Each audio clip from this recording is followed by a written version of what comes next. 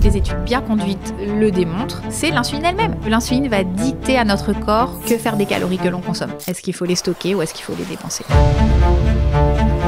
Le pancréas va sécréter de l'insuline, dont la fonction est de faire rentrer le glucose dans différentes cellules. On a 20 ans de retard sur les US dans la prise en charge. Et elle est vraiment urgente parce que c'est catastrophique au niveau du corps. Quand on parle de surpoids, d'obésité, on va tout de suite aller dire il faut diminuer les calories. En fait, il faut plutôt aller regarder quel est l'impact des aliments que je consomme sur l'insuline. Notre corps, il est hautement régulé par des systèmes hormonaux extrêmement complexes. Si on a trop souvent un taux de sucre élevé dans le sang, le corps il va trop souvent sécréter encore plus d'insuline pour avoir la même action et on a un cercle vicieux qui se met en place. C'est le terrain fertile pour développer une maladie chronique. Quand j'ai trop d'insuline, je n'ai pas accès à mes réserves énergétiques. J'envoie un signal à mon cerveau comme quoi je suis en famine en quelque sorte. Et donc le cerveau envoie un signal de faim qui me pousse à manger. La maladie d'Alzheimer parle beaucoup de diabète de type 3. Au-delà de la prise en charge, même les gens en fait, on leur dit qu'ils ont un diabète, ils n'ont aucun symptôme, etc. Pour beaucoup, c'est très difficile de comprendre l'urgence de la situation. «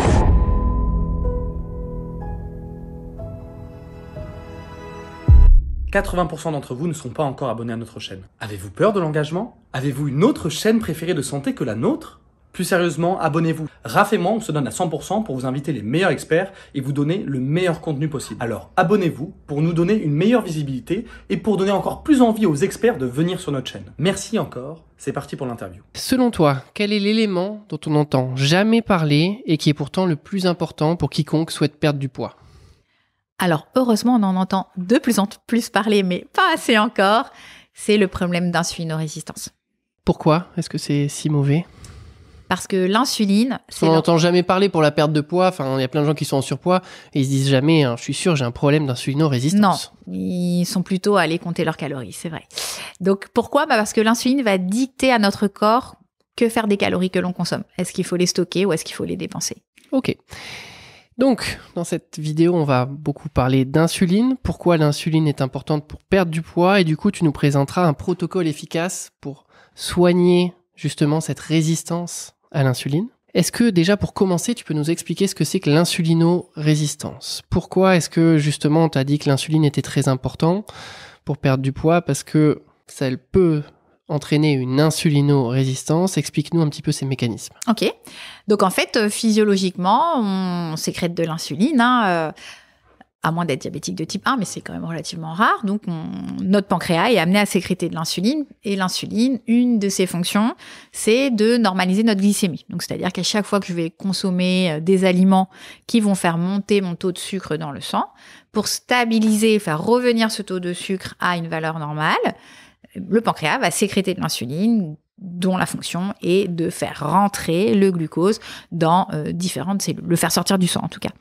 Et donc, on va avoir des récepteurs qui vont permettre à l'insuline de réaliser ce signaling. Et donc, quand on a beaucoup trop d'insuline, on a un mécanisme qui se met en place, qui à la base est un mécanisme physiologique mais qui va devenir pathologique, qui est celui de l'insulinorésistance. Nos récepteurs deviennent résistants à l'insuline. Ils n'entendent plus le signaling de l'insuline et ça force le pancréas à produire encore plus d'insuline. Donc on est vraiment dans un cercle vicieux, hyperinsulinisme chronique, insulinorésistance et les deux s'auto-entretiennent. Ok. Donc ce que tu as dit, c'est qu'effectivement, notre taux de sucre dans le sang, il faut qu'il soit contenu dans une certaine fourchette. Ouais. Faut pas qu'il soit trop bas, sinon il y a une hormone qui est libérée, dont on va peut-être pas parler, mais qui est le glucagon. Mm-hmm. Et s'il est trop haut, il y a quand même plein d'effets secondaires au niveau du corps si on reste trop longtemps avec trop de sucre dans le sang. C'est terrible, oui. Voilà, tu pourras nous expliquer justement ce que c'est que la glycation, je note. Et donc, comme le corps veut pas qu'il y ait trop de sucre dans le sang, il va libérer une autre hormone qui est ce coup-ci l'insuline. Et cette insuline, elle va entraîner le stockage du glucose dans différentes parties de l'organisme. Dans différents compartiments. Le foie, le muscle et les adipocytes, donc les cellules qui ont pour but de stocker la graisse. Du coup, sous différentes formes. C'est-à-dire que dans le foie et dans le muscle, on va stocker le glucose sous forme de glycogène, hépatique et musculaire. Et ensuite, lorsque ces réserves seront saturées, et ce relativement rapidement, on va transformer le glucose sous l'action de l'insuline en acétyl-CoA et ça donnera des acides gras qui seront stockés sous forme de triglycérides. Et du coup, le problème, c'est qu'au bout d'un moment, si on a trop souvent un taux de sucre élevé dans le sang, le corps, il va trop souvent sécréter de l'insuline. Et du coup, ce que toi, t'appelles le signaling, en fait, l'action de l'insuline au niveau de ces différentes zone de stockage ne va plus bien se faire. Le message va arriver, mais l'organe va plus stocker la graisse. Et donc, il faudra sécréter encore plus d'insuline pour avoir la même action. Et on a un cercle vicieux qui se met en place. Tu m'as dit que c'était quelque chose qui pouvait être physiologique et qui devenait pathologique. Oui, tout à fait. Il y a des situations, notamment la grossesse. Pendant la grossesse, il faut savoir que l'insuline, c'est une hormone anabolisante. Donc, quand on a besoin de grandir, de faire croître des cellules, c'est important d'avoir de l'insuline. Et donc, la femme enceinte va développer ce qu'on appelle une insulinorésistance physiologique qui sert le développement du fœtus. Et dans certaines situations, on le voit aujourd'hui de plus en plus, cette insulinorésistance physiologique de la grossesse va basculer en insulinorésistance pathologique. Et on parle alors de diabète gestationnel, qui est particulièrement problématique, puisqu'il augmente à la fois le risque de développer un diabète de type 2 chez la maman, mais aussi chez l'enfant à naître. Ok.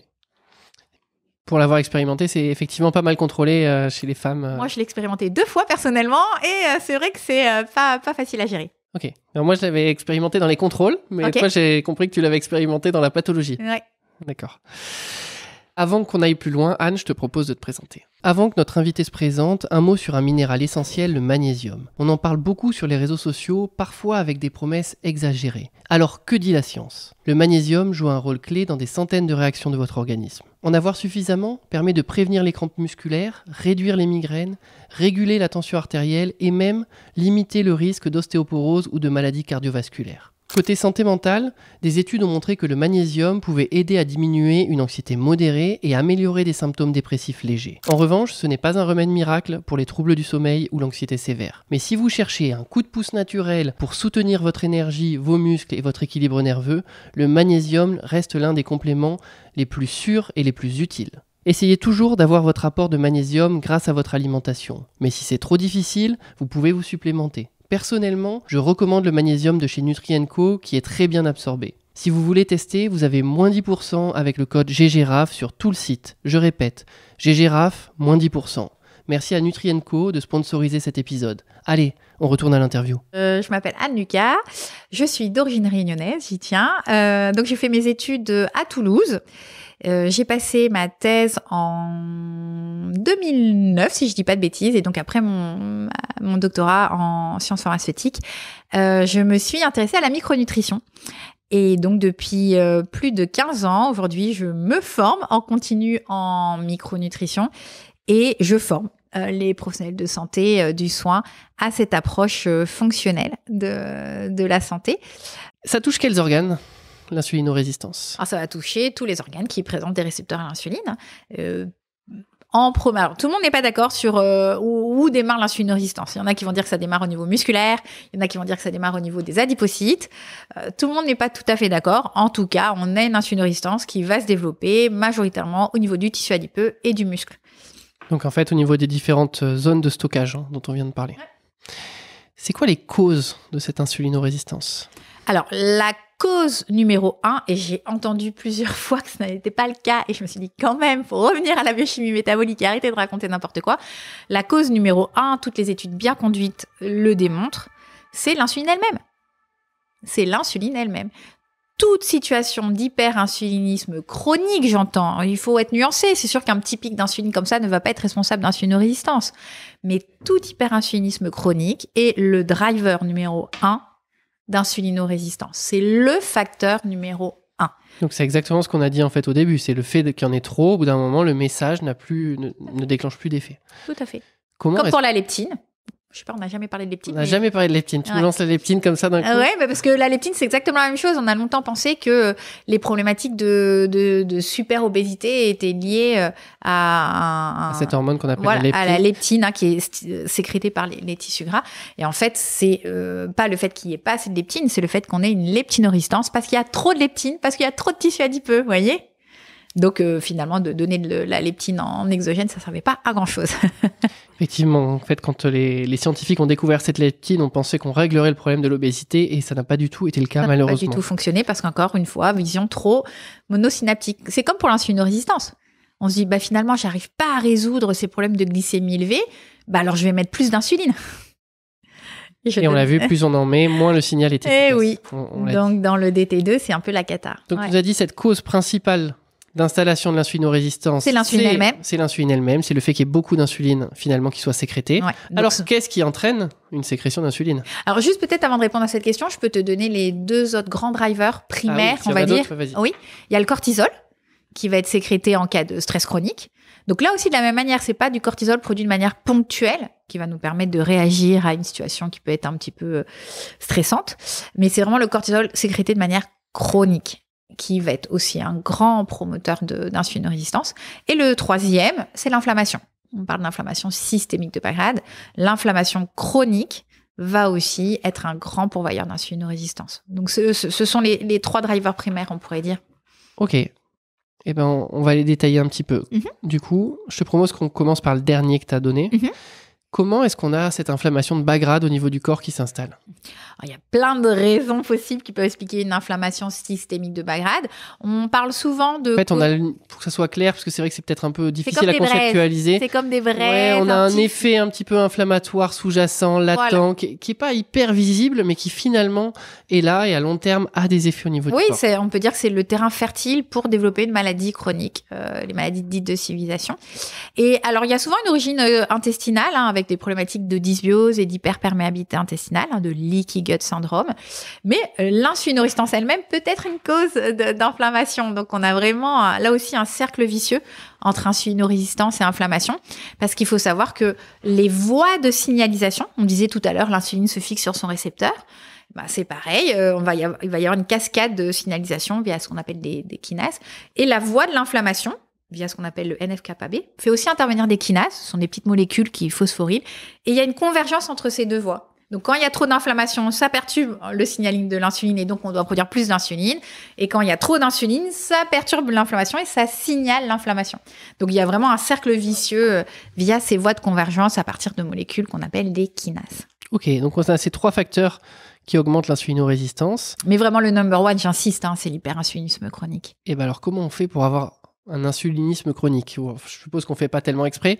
Qu'est-ce qui nous amène à avoir un insulinisme chronique? Alors, un hyperinsulinisme chronique, il va être déclenché par les aliments que l'on consomme. Donc, non pas en fonction de la quantité du type de calories, de la quantité de calories, pardon, mais vraiment en fonction du type de calories. C'est vrai quand on parle de surpoids, d'obésité, on va tout de suite aller dire il faut diminuer les calories.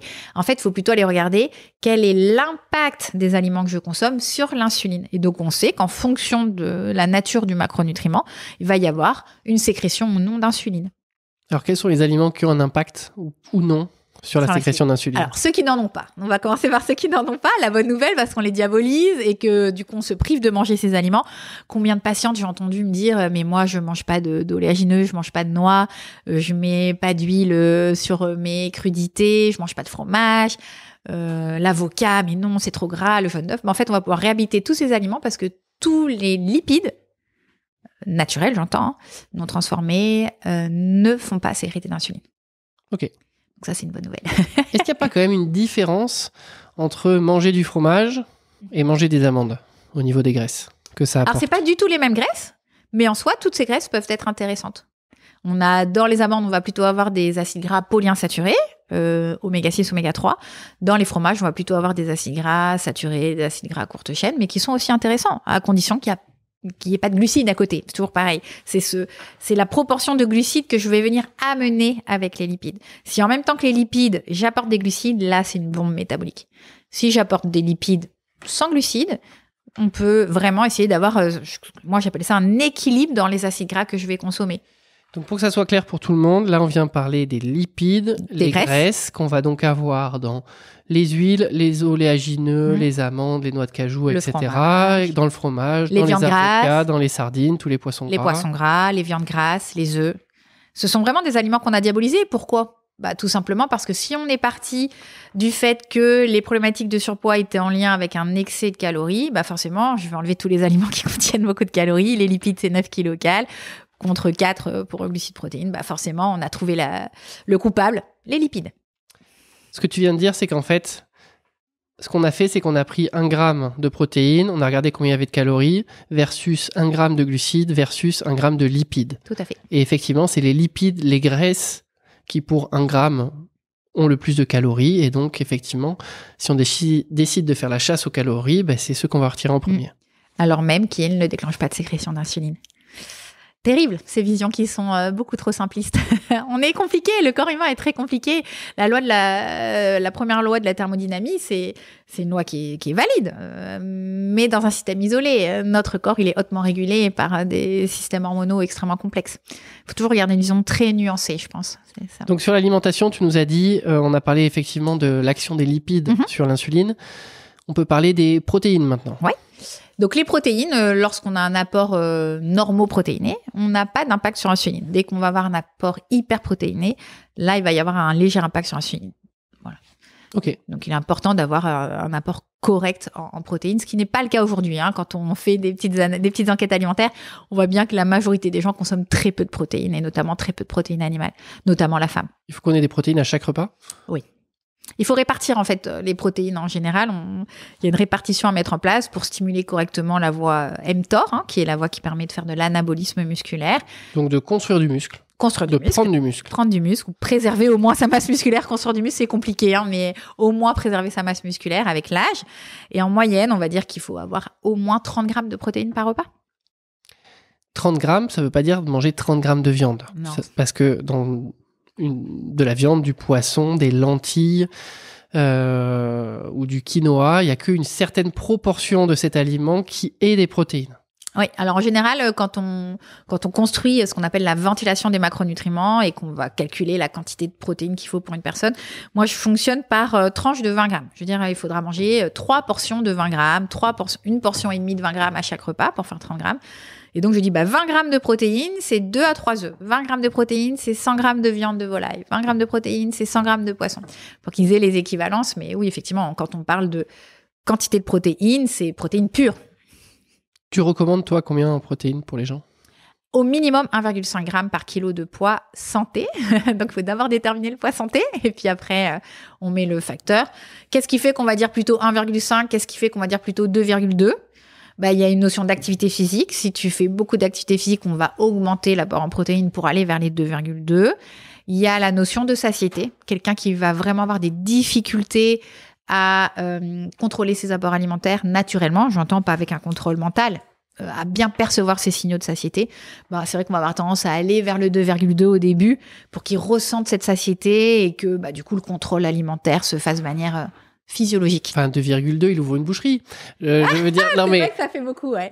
C'est plusieurs choses. Déjà, tu as dit, on prend le poids santé. Donc, peut-être, on va simplifier ça, l'objectif un petit peu de la personne, ce qu'elle veut obtenir comme Alors, poids. moi, je dirais pas l'objectif de la personne parce que en général, vous avez des objectifs démesurés, mesdames, messieurs. Donc, c'est vraiment aux professionnels du soin de déterminer quel est ce qu'on appelle le poids d'équilibre, le set point.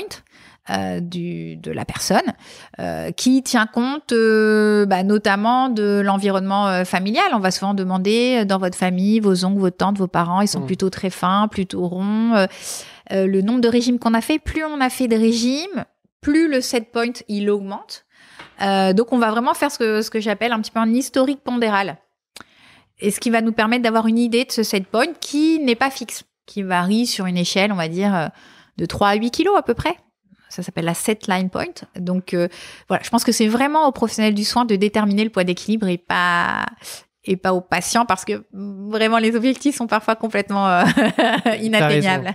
Donc, il prend ce poids-là, il le multiplie par 1,5 ou 2,2. Jusqu'à 2,2. Les Américains, les médecins fonctionnels américains aujourd'hui parlent, pour la majorité, ils sont sur du 2 grammes par kilo de poisson. Et du coup, on obtient la quantité de protéines qu'on doit manger par jour. Voilà, qu'on va répartir sur les différents repas. C'est énorme, c'est pas mal déjà. Ouais. Ok. Est-ce que c'est pas négatif et est-ce que ça peut pas être dangereux, par exemple, pour le rein de manger autant de protéines ? Ouais, ça, c'est une vraie croyance, ça, que les protéines abîment le rein.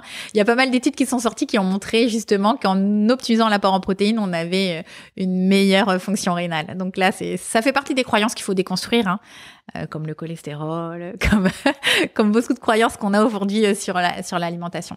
C'est un enjeu central d'optimiser les apports en protéines. Et notamment des protéines de bonne qualité avec un bon index chimique, donc protéines animales.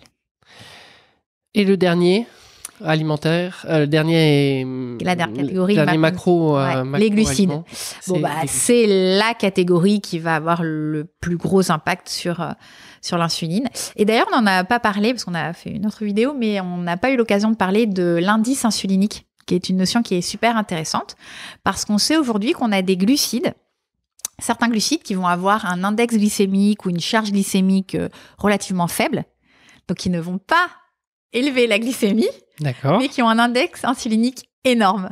Ok. C'est dingue.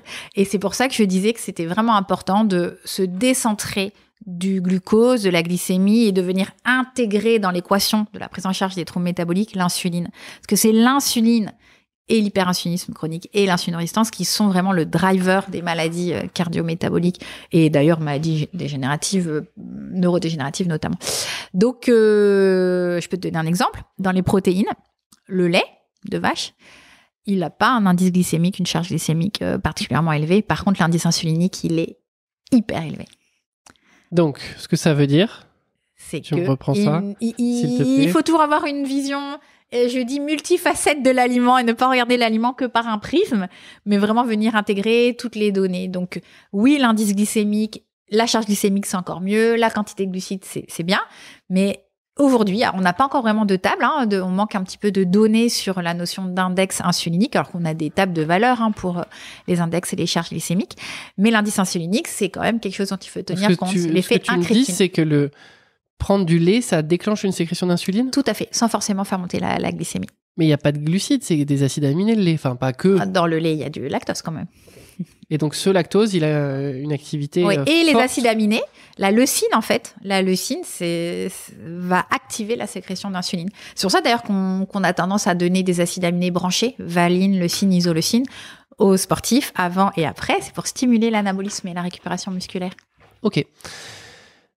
Du coup, ce que tu nous as dit au début aussi, c'est que l'inflammation qu'on pouvait retrouver au niveau du corps était un terrain propice à l'insulinorésistance. À cette insulinorésistance.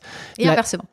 Cercle vicieux. Et inversement. Et du coup, la graisse, explique-nous pourquoi est-ce qu'elle peut être génératrice justement de cette inflammation de bas grade au niveau de l'organisme. Ouais. Alors la graisse, donc on parle, ce sont les adipocytes, les cellules qui stockent du gras, donc qui stockent les acides gras sous forme de triglycérides. Ces adipocytes, il faut savoir qu'ils ont deux manières de se développer. Soit on peut faire de l'hypertrophie, soit on peut faire de l'hyperplasie. Et l'hyperplasie, c'est plutôt un mode sain de se développer pour la graisse. Alors l'hyperplasie, ça va être le fait d'augmenter le nombre de cellules. Exactement. Donc on passe de 2 cellules de graisse à 4 cellules de graisse. Bien sûr, c'est pas du tout cet ordre d'idée. On peut faire de l'hypertrophie, on garde le même nombre de cellules, par contre, on augmente la taille. Exactement. Donc l'hypertrophie, c'est vraiment un mode de développement extrêmement pathologique pour le tissu adipeux, puisqu'on va se retrouver avec des cellules donc, qui ont un très gros volume. Et donc, on fait cette hypertrophie adipocytaire, elle est hyper pro-inflammatoire. On va avoir une hypoxie déjà, et on va avoir sécrétion de beaucoup de cytokines pro-inflammatoires, TNF, il y a énormément. Donc, c'est une vraie bombe inflammatoire. Et aujourd'hui, on sait, c'est une étude qui était super intéressante, qui mettait en avant que certains composés vont orienter la croissance du tissu adipeux vers l'hypertrophie. Et notamment, on a des huiles végétales peroxydées qui vont produire ce qu'on appelle du 4-HNE, qui vont orienter le métabolisme des adipocytes vers cette voie. C'est quoi une huile peroxydée ? Ce sont des huiles de mauvaise qualité, des huiles qui ne sont pas de première pression à froid. Pression à froid, voilà. Conservées au frais, tout ça. Exactement. Tout ça. Et notamment, le 4-HNE, il est produit à partir de d'un acide gras essentiel qui s'appelle l'acide linoléique, qu'on va retrouver notamment dans l'huile de tournesol. Ok. Est-ce que par rapport à toute cette insulinorésistance, le fait de jouer sur les calories, tu en as parlé un petit peu, mais je te propose qu'on rouvre ce sujet-là, ça a un lien et ça permettrait de soigner cette insulinorésistance, donc en mangeant moins en fait? Alors je pense qu'il faut prendre le problème dans l'autre sens. Il faut essayer de comprendre pourquoi je mange trop. Et en gros, si je mange trop, qu'est-ce qui peut expliquer que je mange trop? Et notamment, ce qui explique que je mange trop, la cause number one, c'est l'insulinorésistance. Puisque quand j'ai trop d'insuline, je n'ai pas accès à mes réserves énergétiques. Et donc, j'envoie un signal à mon cerveau comme quoi je suis en famine, en quelque sorte. Et donc, le cerveau envoie un signal de faim qui me pousse à manger. Donc, la cause du déséquilibre énergétique, number one, c'est l'insulinorésistance. Donc, c'est pas en diminuant les calories que je vais régler mon problème d'insulinorésistance, mais c'est en mangeant des aliments qui me font pas sécréter d'insuline. Ok, mais on en parlera plus tard alors, de ces fameux aliments. En préparant cette vidéo, tu m'as également dit que l'insulinorésistance avait un lien avec la maladie d'Alzheimer. Ah oui. Est-ce que tu peux m'expliquer pourquoi ça m'intéresse ? Oui, alors la maladie d'Alzheimer, alors c'est pas un nom qui est reconnu aujourd'hui scientifiquement, mais on parle beaucoup de diabète de type 3 quand on parle de maladie d'Alzheimer. Parce qu'en fait, on s'est rendu compte qu'au niveau moléculaire, les mécanismes physiopathologiques étaient très similaires à ceux qu'on retrouve dans le diabète de type 2. Et donc, on a cette notion d'insulinorésistance. Nos neurones deviennent insulinorésistants. Donc, on a une perturbation du métabolisme énergétique des neurones qui n'arrivent pas à utiliser correctement le glucose du fait de cette insulinorésistance. Et de là, avec cet excès d'insuline chronique, on va avoir une perturbation notamment du fonctionnement des mitochondries, qui sont nos petites usines qui nous permettent de produire l'ATP, notre molécule d'échange énergétique, voilà.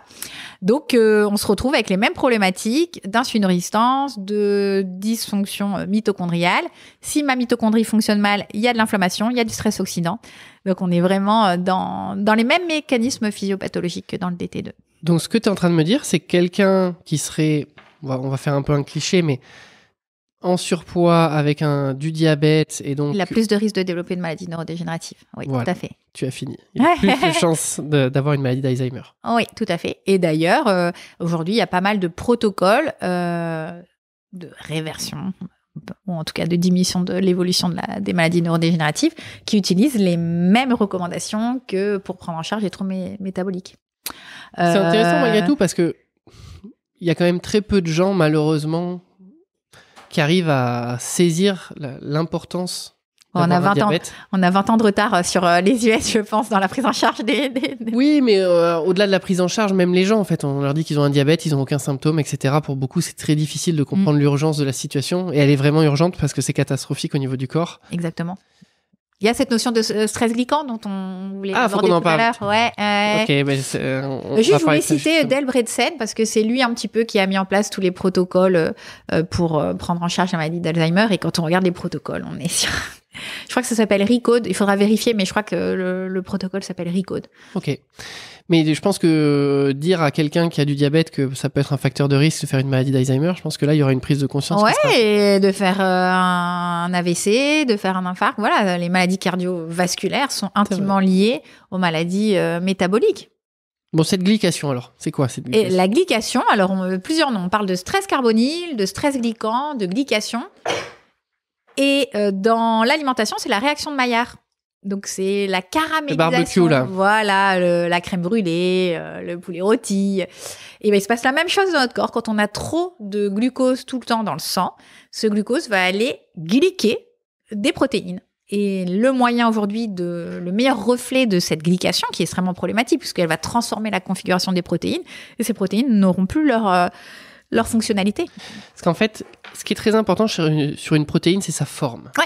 La structure tridimensionnelle. Parce que, voilà, effectivement, la forme qu'elle a en 3D, c'est ce qui va lui permettre de s'emboîter sur son récepteur. C'est comme une clé sur une serrure. Et le problème, c'est qu'effectivement, avec ce phénomène de glycation, de stress carbonyle, ça va modifier la forme de cette protéine. Et donc, après cette protéine, la clé ne pourra plus rentrer dans la serrure. Et donc, elle ne pourra plus avoir son action. Exactement. Et d'ailleurs, c'est un peu c'est à partir de ces problématiques de glycation des protéines qu'on va voir toutes les conséquences micro et macro du diabétique de type 2, que ce soit au niveau des reins, de la rétine. C'est à cause de cette glycation et toutes les problématiques cardiovasculaires. Et donc, le moyen de mettre en avant la glycation, alors la glycation, elle existe, forcément. On a tout le temps du sucre dans le sang, sinon, voilà, on a au moins 70. On va dire. Il y en a qui descendent plus bas. Les personnes en cétose, qui sont en cétose nutritionnelle toute l'année, peuvent avoir des glycémies entre 50 et 70. Ça peut paraître très bas, mais c'est les taux qu'on retrouve. Donc, même avec une glycémie à 90, on va dire, chez un sujet un peu plus lambda, on glyque. OK ? Mais on glyque pas à des taux pathologiques. Donc, c'est pour ça qu'on va doser une molécule. Est-ce que tu sais laquelle on dose ? Ça, c'est dosé en routine. Non. Ah, ça, normalement, c'est dosé en routine. C'est l'hémoglobine glyquée. Oui. l'HbA1c. HbA1c. Okay. Donc, on ne peut pas avoir une hémoglobine glyquée à 0, c'est impossible. Mais si on veut faire de l'optimisation santé, de la prévention santé, il faut essayer de l'avoir la plus basse possible, l'hémoglobine glyquée. C'est un très bon reflet de ce phénomène de stress carbonyle. Et en fait, donc l'hémoglobine glyquée, c'est effectivement quelque chose qu'on dose surtout chez les diabétiques Oui, ou des gens avec des facteurs de risque, etc. Mais dans ce contexte-là. Ouais. Et en fait, effectivement, on va avoir comme résultat un pourcentage. Et ce pourcentage, il va renseigner sur le nombre d'hémoglobines, donc de molécules qui s'occupent normalement pour transporter l'oxygène dans le corps, qui ont été en rapport avec du glucose, qui ont été confrontées à du glucose. Et on obtient un pourcentage. Donc, il faut qu'il soit le plus bas possible. Alors, je n'ai pas la norme de tête, moins de 5%. Alors, moins de 5%, ça serait génial. Ouais. Ça serait vraiment génial. Aujourd'hui, les valeurs de référence, les cut-off, on est à 5,7 pour mettre en avant un prédiabète et à 6,4 pour un diabète de type 2. Et donc, aujourd'hui, il y a une théorie avec laquelle je suis pas d'accord, mais bon, la théorie aujourd'hui qui est mise en avant, c'est que l'objectif pour l'hémoglobine glyquée, c'est 5 plus la dizaine. Donc, imagine, tu as 40 ans, il faut pas que ton hémoglobine glyquée dépasse 5,4. Tu as 60 ans, il faut pas que ça dépasse 5,6. Bon, je suis pas du tout d'accord avec ça. Moi, je pars du principe que l'hémoglobine glyquée, peu importe l'âge, même si possible. La plus basse possible, même si effectivement avec l'âge on glyque plus, c'est évident, mais on est là pour faire de la prévention santé, de l'optimisation santé, donc le plus bas possible. Donc on peut réussir à avoir des hémoglobines glyquées en dessous de 5, c'est possible. Ok, donc là on a vu une première façon peut-être de se rendre compte un petit peu de l'état de son métabolisme du sucre, enfin je sais pas exactement comment dire ça, de l'installation du trouble métabolique. Et on a parlé avant de l'insulinorésistance. Comment tu m'as convaincu? Comment est-ce que moi je veux savoir si je suis en train de mettre en place une insulinorésistance? Alors c'est super intéressant parce que je le répète, c'est vraiment important parce que toute l'industrie aujourd'hui pharmaceutique va essayer de développer des stratégies pour diminuer le glucose. Donc, on va doser la glycémie, on va doser l'hémoglobine glyquée pour mettre en avant le trouble métabolique. Mais la glycémie, elle va se normaliser elle va rester stable, normale, pendant plusieurs dizaines d'années. Donc, c'est pas un bon marqueur. C'est pas un marqueur précoce de l'installation d'un trouble métabolique. On peut vraiment avoir deux sujets avec la même glycémie, et pourtant l'un est sain, et métaboliquement sain, et l'autre a déjà un trouble métabolique. La différence entre ces deux sujets, c'est la quantité d'insuline qui va être sécrétée par le pancréas. Quelle insuline on sécrète pour être à ce taux de glucose? Exactement. Combien d'insuline je dois sécréter? Et tu imagines bien que plus je suis insulinorésistant, plus ça va être élevé. Plus il faut que je sécrète d'insuline, donc plus mon insuline va être élevée. Donc c'est vrai que doser la glycémie, c'est prendre beaucoup de retard. Il faut la doser, mais il ne faut pas se fier qu'à la glycémie. L'hémoglobine glyquée, c'est un marqueur, mais il ne faut pas s'y fier. Il faut venir intégrer l'insuline. Le dosage de l'insuline est mis à jeun pour faire des calculs, notamment les calculs OMA-IR, pour mettre en avant l'insulinorésistance. Le cutoff, il a 2,4. Souvent, on me demande les valeurs, c'est 2,4 pour le OMA. Plus le OMA est élevé, plus je suis insulinorésistant. C'est quoi OMA?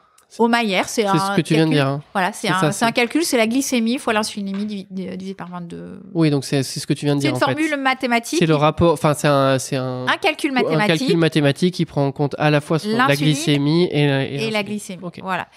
Mais il y a un autre marqueur, parce que ça, c'est vrai que ça peut parfois être un petit peu compliqué d'obtenir le dosage de l'insuline par son médecin, parce qu'il va dire que ça sert à rien. Donc, un autre marqueur qui, par contre, lui, est quasiment dans tous les bilans de routine, c'est le taux de triglycérides.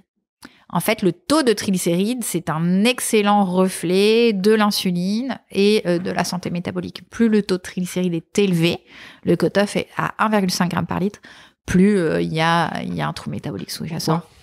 Pourquoi est-ce que c'est un très bon reflet, justement, de... Eh ben, tout simplement parce que l'insuline, on avait dit que c'était l'hormone qui permettait de... Enfin, je sais plus si c'était là ou tout à l'heure.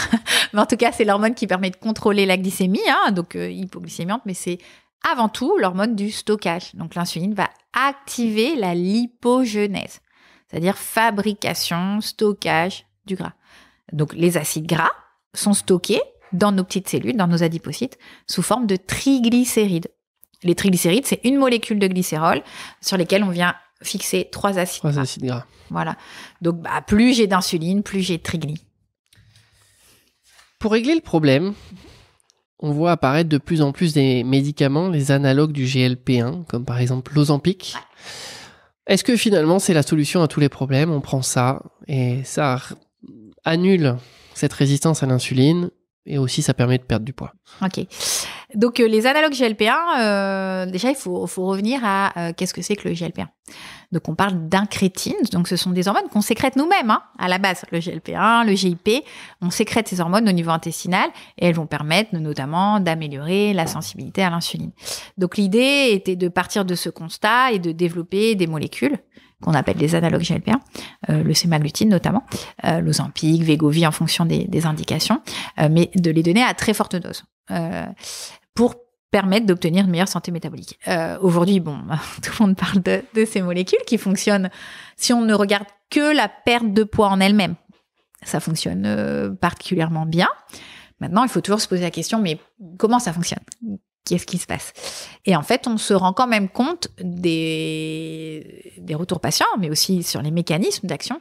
C'est que la perte de poids, elle est obtenue notamment par les effets indésirables de ces molécules à forte dose, qui sont les nausées et le fait que du coup, je n'ai pas faim. Donc, il y a une action vraiment au niveau central de ces analogues GLP-1 avec une suppression de l'appétit.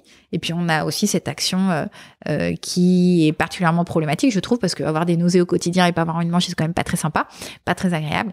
Donc voilà. Donc, il y a effectivement une action sur la sensibilité à l'insuline. Une dépendance quand même, parce que si on arrête, les nausées vont repartir. Et on aura de nouveau faim. Mais c'est un petit peu comme la chirurgie bariatrique. J'ai envie de dire, l'Ozempic, c'est une solution qui apparaît comme la chirurgie bariatrique qui est apparue il y a quelques années. Si à côté, il n'y a pas une prise en charge intégrative, on ne rééduque pas le patient à manger correctement, on ne règle pas éventuellement des troubles émotionnels, l'Ozempic, je l'arrête, je reprends du poids. Et la problématique, c'est quoi dans l'Ozempic ?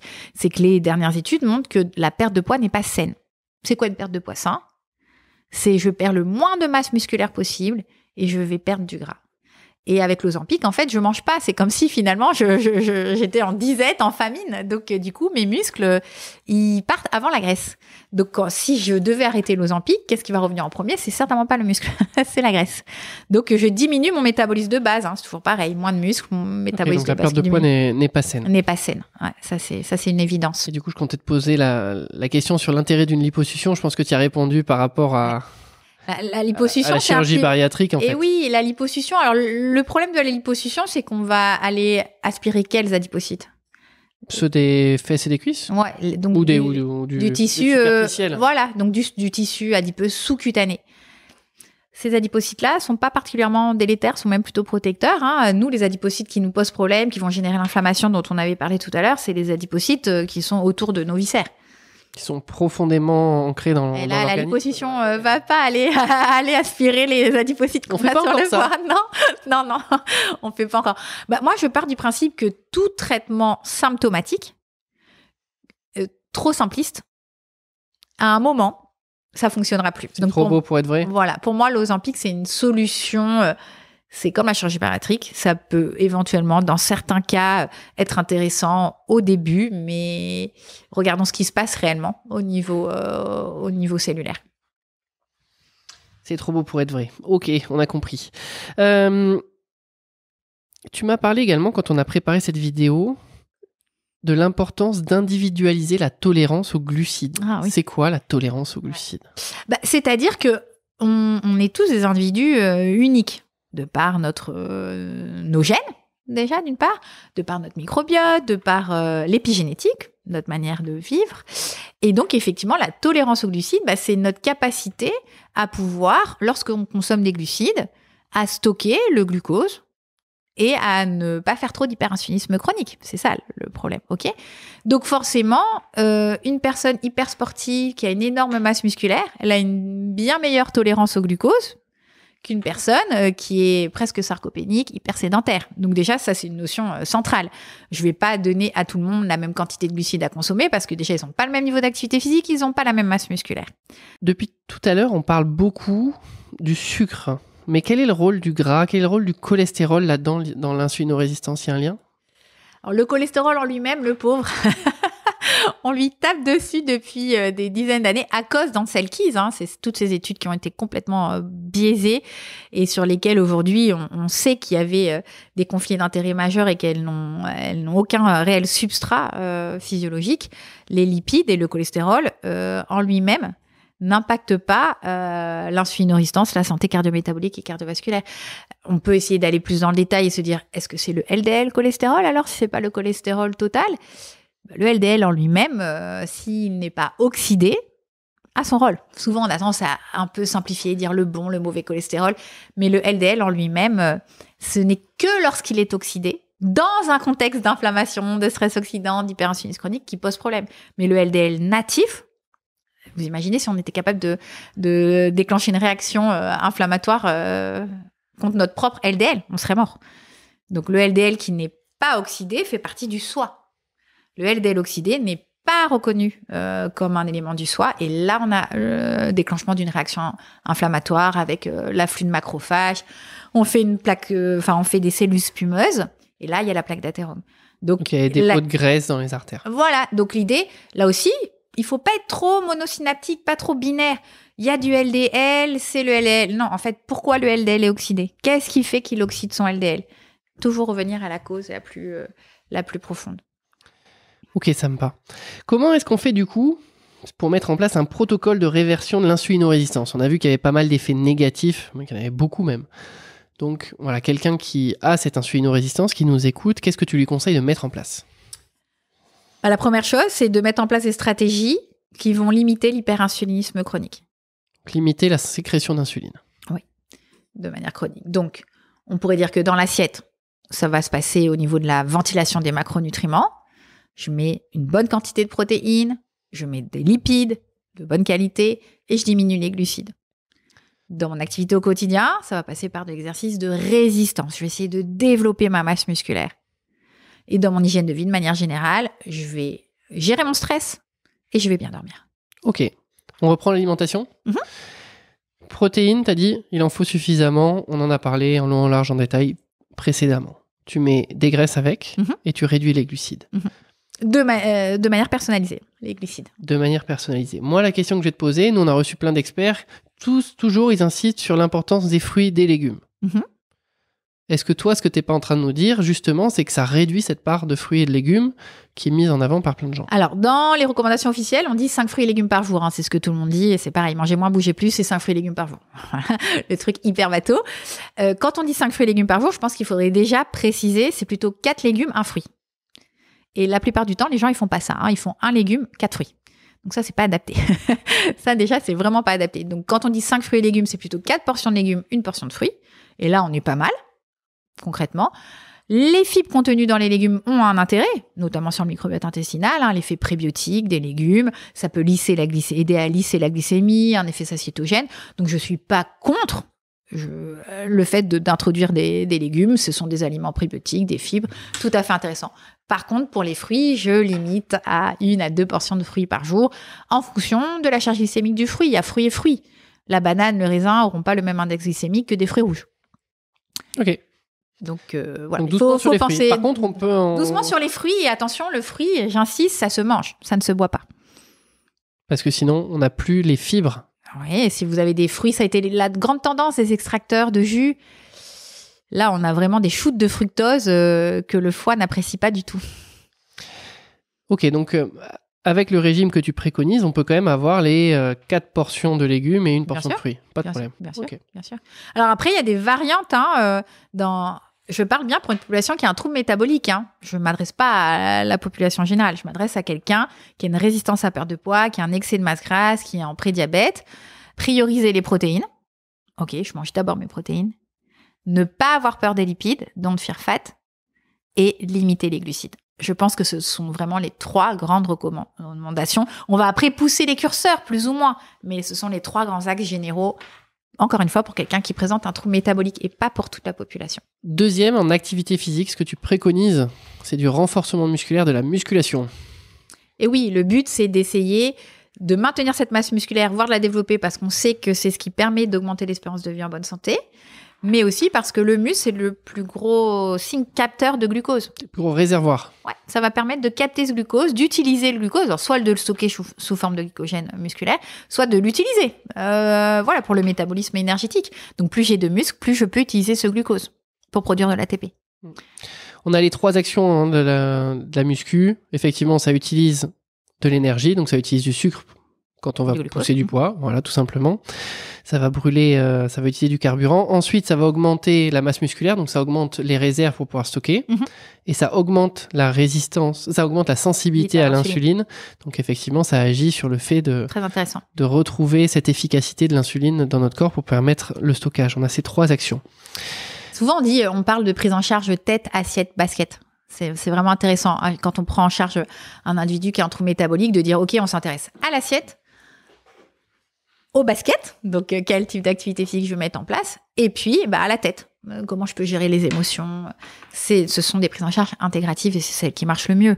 C'est pour ça que je dis qu'il n'y a pas de pilule miracle. Je pense que les analogies LP1, on va vite en revenir d'ici quelques années, sans doute. C'est la chirurgie bariatrique, c'est pareil. Combien de patients ont eu une chirurgie bariatrique, ont perdu 30, 40 kilos et 2 ans après, ils ont quasiment tout repris c'est une maladie multifactorielle, le surpoids, l'obésité. Donc, il faut vraiment tenir compte de toutes ces composantes. Et je dis toujours, il n'y a pas un modèle alimentaire idéal, il y a le modèle que la personne va réussir à suivre. Parce que pendant longtemps, on nous a dit, on va mettre en place un régime pendant quelques mois, puis après, vous aurez une phase de stabilisation. Et puis après, comme si vous allez pouvoir remanger normalement. En fait, si tu remanges normalement, tu vas revenir à ton poids de départ. Ça, c'est une notion qui est capitale. Donc, ce que tu viens de dire, c'est capital. L'idée, c'est de construire un modèle que la personne va pouvoir tenir toute sa vie.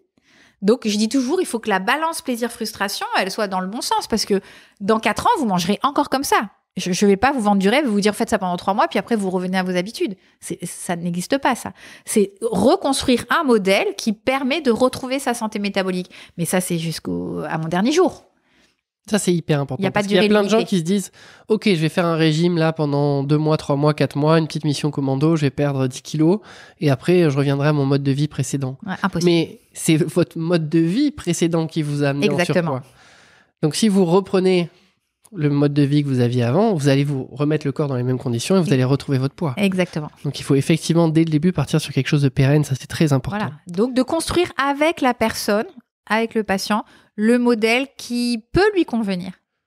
Donc, c'est beaucoup d'aller-retour. OK, on se revoit dans 4 semaines. Vous me direz qu'est-ce qui a été, qu'est-ce qui est compliqué pour vous. Et on avance pas à pas, step by step. La plus petite chose que vous pouvez changer. Bon, si on peut enlever le jus d'orange du matin, déjà, ça peut être pas mal. C'est pas mal. Je suis sûr que du coup, tu dois conseiller à des patients que tu suis d'aller en salle de musculation. Est-ce que tu donnes des conseils un petit peu? Est-ce que tu guides dans la pratique? Moi, je suis pas coach sportif. Je dis chacun son métier. Mais c'est vrai que c'est quand même bien d'avoir des petites notions de base. Donc déjà, d'aller dire arrêtez de faire votre tapis ou votre vélo pendant 1 heure, ça sert à rien. Et allez plutôt soulever un peu de poids. Et puis, on parle souvent d'exercices de série jusqu'à l'échec musculaire. Donc, c'est de trouver le poids qui me permette de faire, en général, on dit 8 à 12 reps pour les gros muscles. Et je peux pas en faire une de plus. Si je suis capable d'en faire 15, c'est que la prochaine fois, je rajoute du poids. Ok, allez, tu as abordé deux choses intéressantes sur lesquelles je vais rebondir. Donc, tu as parlé, c'est vrai que souvent, sur les personnes qui vont en salle de musculation, donc là, on va en salle de muscu dans le but de faire du muscle. Très clair. Pas de faire du cardio.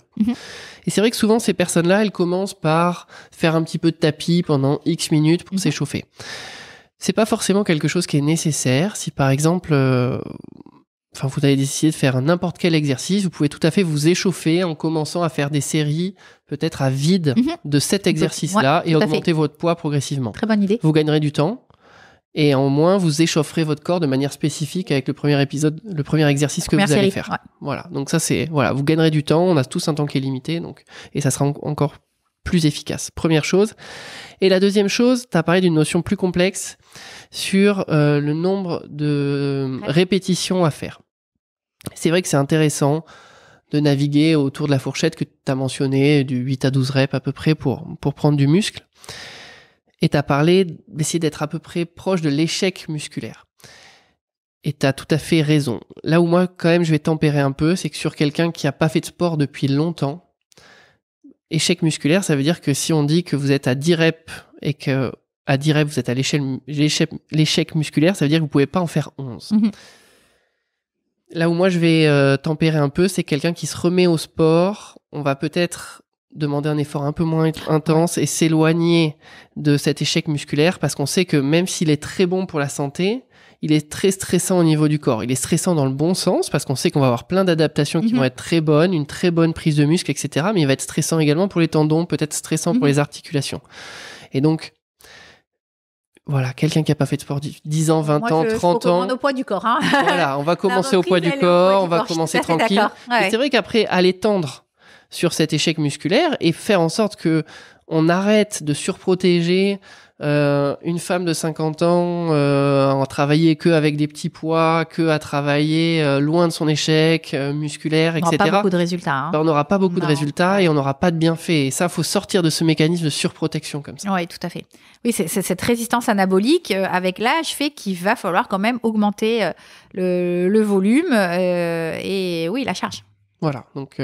Et puis apporter un peu de leucine, acide aminé branché. Voilà, il faut stimuler mTOR, hein, c'est essentiel. Il faut apporter les bons acides aminés, ce que tu viens de dire, pour qu'on ait une bonne croissance musculaire. Autour de l'entraînement. Autour de l'entraînement. Donc toi, tu préconises des apports, je sais pas comment on dit, exogènes, avec des poudres ou des choses comme ça, ou de la whey, ou tu penses que dans l'alimentation, on peut avoir les apports... Tu as vu, dans l'alimentation, c'est déjà difficile dans l'alimentation d'avoir 1,5, 2... Donc, on est quand même souvent amené à avoir des apports complémentaires de l'assiette, je dirais. Donc, on peut passer sur des BCAA, des acides aminés branchés, vraiment spécifiques, donc qui contiennent de la leucine. Hein, c'est la leucine qui est l'acide aminé le plus important dans l'anabolisme musculaire. Donc, valine, leucine, isoleucine. En général, dans les compléments bien formulés, on a des proportions 4-1-1, 6-1-1, 8-1-1. Donc, toujours beaucoup plus de leucine. Il faut au moins 3 grammes de leucine. Donc, on va donner dans la fenêtre 1 heure avant, dans la fenêtre 1 heure après de l'activité physique. Et puis sinon, effectivement, on va avoir des protéines en poudre qui vont avoir tous les acides aminés, dont la leucine, ce qui peut être aussi intéressant. La whey a l'avantage d'avoir cet effet insulinique. La whey va entraîner une sécrétion d'insuline. Et j'ai besoin d'avoir de l'insuline pour construire du muscle. Donc, au moment où je fais l'activité physique, pourquoi pas avoir de la whey avant mon activité physique pour stimuler l'insuline et être dans cette promotion de la... Donc la whey, c'est une protéine en poudre qui est faite à partir du lait. Mmh. Et effectivement, c'est souvent utilisé dans le cadre de la musculation, mais c'est vrai qu'avant, c'était vraiment exclusivement réservé à ce cadre de la musculation, et on se rend compte maintenant que c'est une très bonne source de protéines quand on n'arrive pas justement à avoir un isolat. Ouais. Voilà, si on prend une bonne qualité de whey, donc quand on dit une bonne qualité, c'est 2 choses, à la fois sur la quantité de protéines, c'est-à-dire que si j'ai 100 grammes de whey, 100 grammes de poudre, quelle est la proportion de protéines que je vais avoir et quelle est la portion du reste, un peu de cochonnerie. Donc ça, c'est la première chose. Et la deuxième chose, c'est quels vont être les acides aminés qui vont être présents dans cette whey, notamment pour avoir suffisamment de méthionine de leucine dont tu viens de parler. Oui. Donc, juste attention avec la whey, chez quelqu'un qui est très insulino-résistant, la whey, faut pas la donner n'importe quand, puisque la whey fait sécréter de l'insuline. Donc, la whey sera toujours pris autour de l'activité physique. Sinon, on va plutôt privilégier des autres formes de protéines en poudre qui vont pas avoir cet effet sur l'insuline. Ça va vraiment dépendre de est-ce qu'il y a une activité physique ou pas. Ok. Moi, je pense que ce qu'on a dit, pour le coup, c'est assez original. On n'entend pas ça partout sur l'activité physique pour avoir une réversion de l'insulinorésistance. C'est vraiment important. Ça doit vraiment faire partie de la prise en charge. En sachant qu'on n'a pas trop insisté, mais il y a quand même une deuxième intervention nutritionnelle qui est très efficace et bien documentée, c'est le jeûne. Hein. Au-delà d'aller contrôler, modifier la répartition des macronutriments en faisant un high fat low carb, c'est d'aller proposer ce qu'on appelle une alimentation en temps restreint, donc d'avoir des périodes de jeûne où il n'y a aucun aliment. Là aussi, c'est un très puissant... Ok, tu peux nous en dire plus? C'est quoi les fenêtres que tu préconises? Alors, la fenêtre de base, c'est la fenêtre qu'on appelle 16-8, donc 16 heures de jeûne et 8 heures de prise alimentaire. Ok, dans les 8 heures de prise alimentaire, en général, il y a 2 repas. Et ça, c'est la fenêtre de base.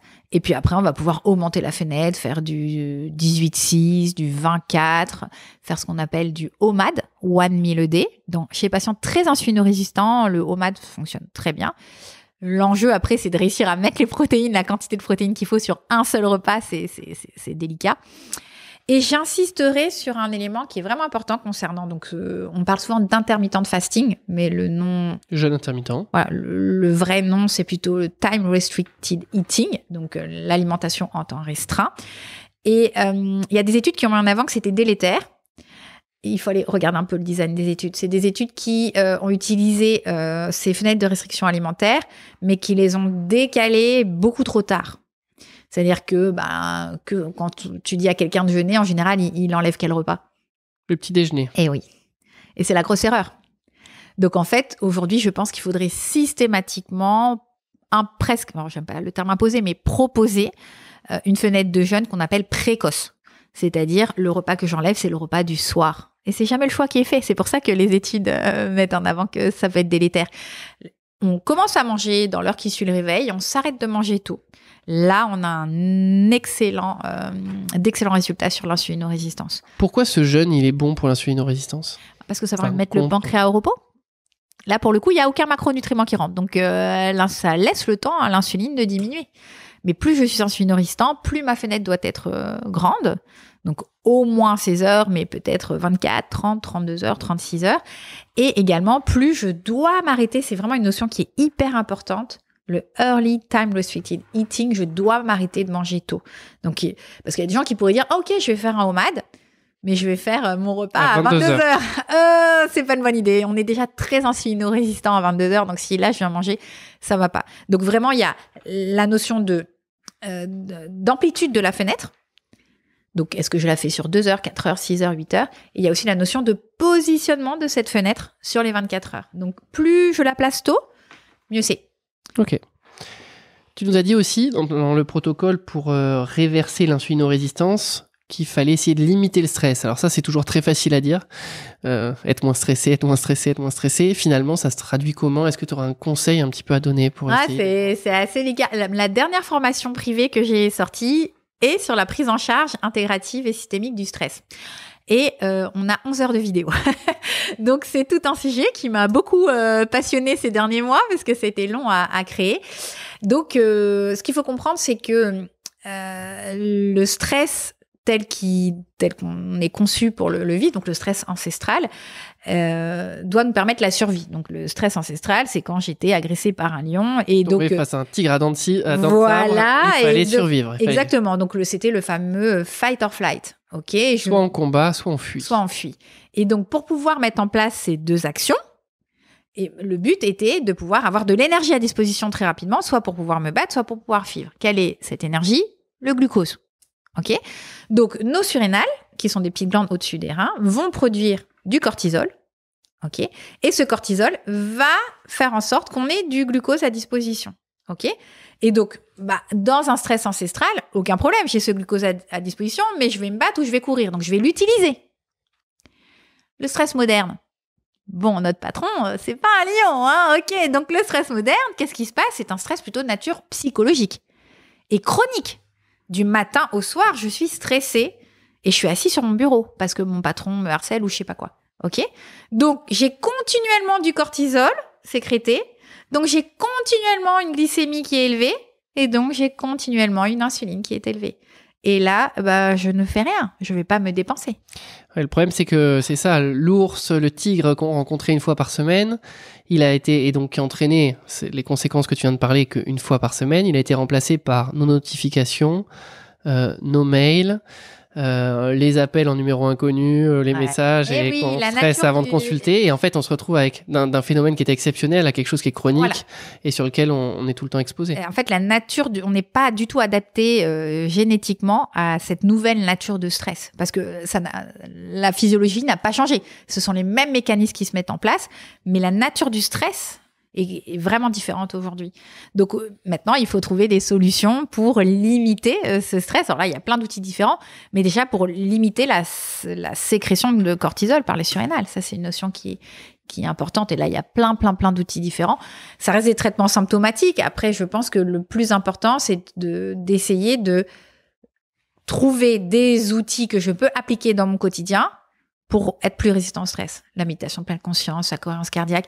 L'idée, c'est de rééquilibrer le système nerveux sympathique et parasympathique, et c'est de renforcer le nerf vague. Qu'est-ce que je peux faire? Quels sont les outils que je peux utiliser pour renforcer mon système nerveux parasympathique, pour renforcer le nerf vague? Tous les exercices autour de la respiration. Moi, j'aime bien la cohérence cardiaque parce que moi, c'est simple, c'est facile. C'est très facile à mettre en place.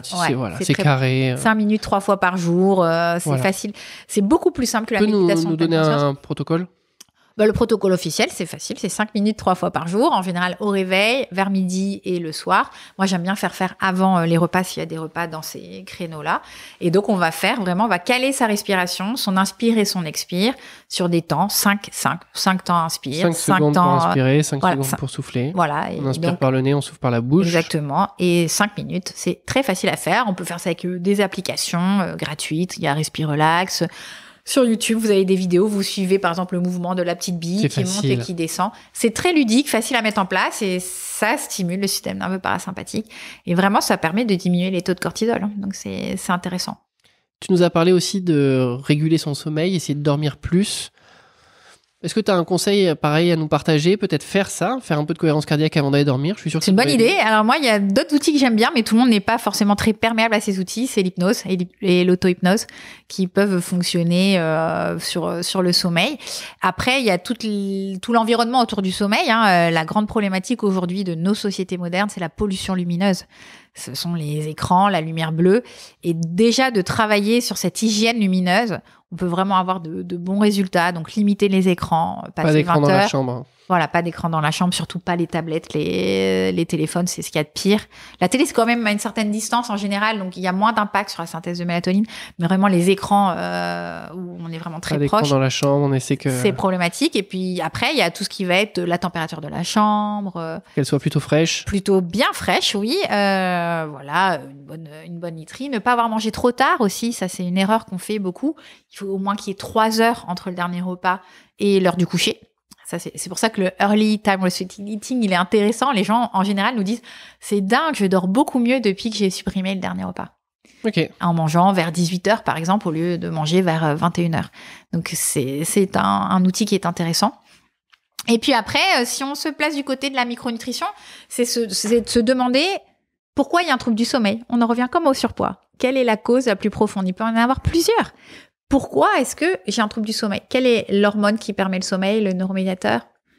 La mélatonine. Ouais. Qu'est-ce qui peut expliquer que j'ai un défaut de mélatonine? Et là, il y a plein d'explications possibles. C'est ça qui est génial avec notre discipline. On ne s'ennuie jamais. J'ai un défaut de sérotonine? Peut-être. Donc, du coup, je ne transforme pas ma sérotonine en mélatonine.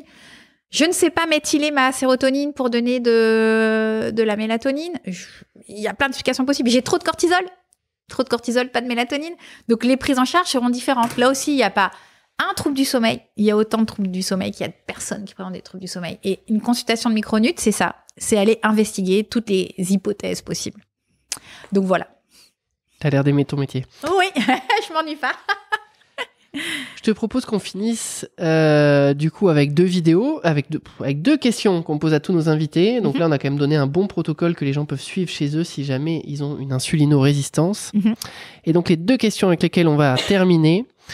Selon toi, quel est le conseil le plus souvent sous-estimé pour améliorer sa santé? Alors, on va parler de santé métabolique peut-être pour un. C'est l'activité physique de résistance.